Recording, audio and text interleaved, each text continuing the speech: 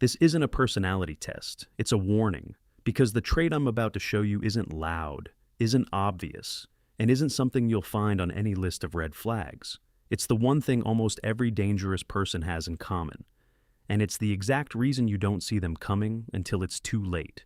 We'll name the trait first, then break down why it slips past people who are otherwise smart, careful, even naturally suspicious. By the end, you'll have one question that exposes it every time, if you know to ask it. Let's begin. Picture the most dangerous person you've ever read about. Not a movie villain, a real one. The cult leader. The con artist who took someone's life savings. The partner who slowly isolated someone from everyone who loved them. Now ask yourself, were they screaming? Were they obviously cruel from day one? Almost never. What they had in common wasn't menace. It was comfort with contradiction. That's the trait. Not charm, not intelligence, not even confidence, though those often ride alongside it. The one thing that shows up in nearly every documented case of manipulation, abuse, and exploitation is a person who can hold two completely opposite versions of themselves. The caring one and the cruel one, the honest one and the deceptive one, without any internal friction at all. Most people, when they lie or hurt someone, feel it. Their body registers the contradiction, even faintly. A flush of guilt, a flicker of tension, a small voice asking if they're being fair. Dangerous people don't get that flicker.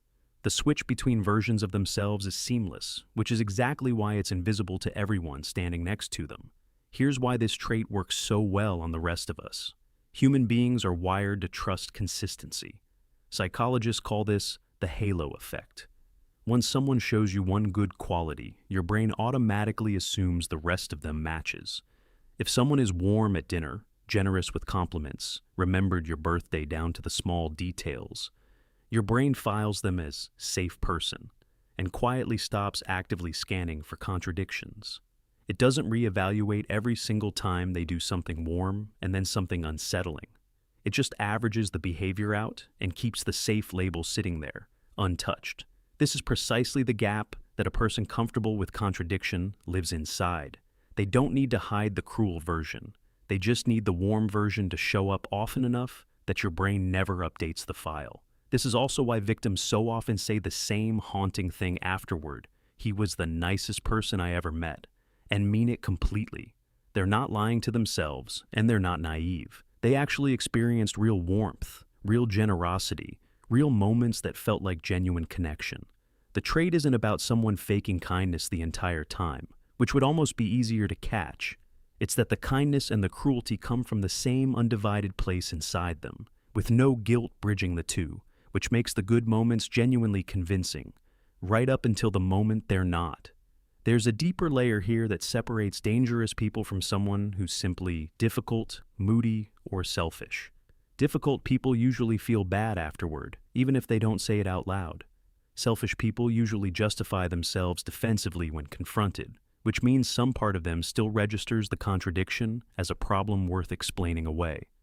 The specific trait we're naming here doesn't need an excuse, because internally, there was never a contradiction to begin with. Hurting you and caring about you exist on completely separate tracks that never have to reconcile with each other.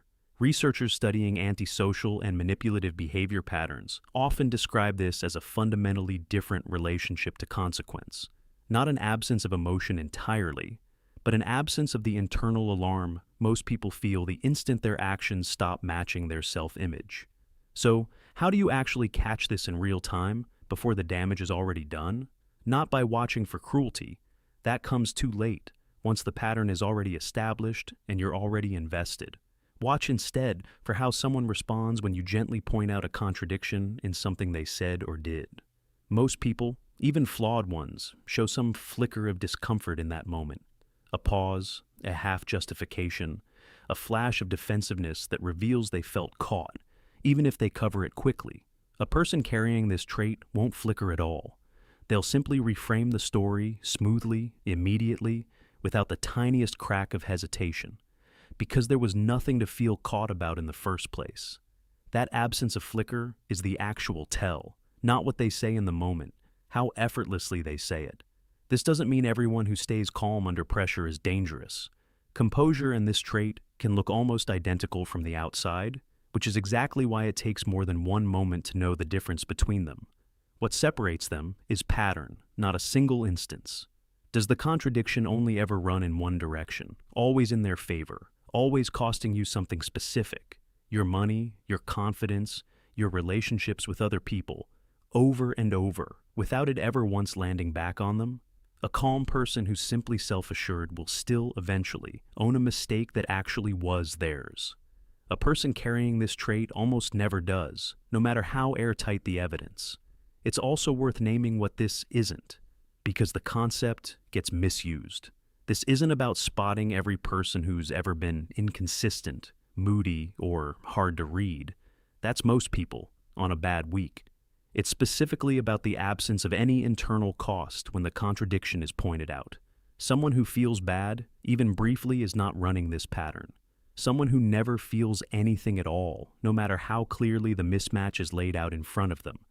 That's the signal worth paying attention to. If you've ever walked away from someone feeling confused about how they could be so kind and so careless with you in the same week, you weren't imagining the good moments. They were real. You were just standing next to someone who never needed those two versions of themselves to agree with each other, and never will. Who in your life has never once looked uncomfortable when the story didn't add up? If this changed the way you look at the people around you, subscribe to MindraftX, because the most dangerous patterns are never the loud ones. They're the ones nobody ever taught you to notice.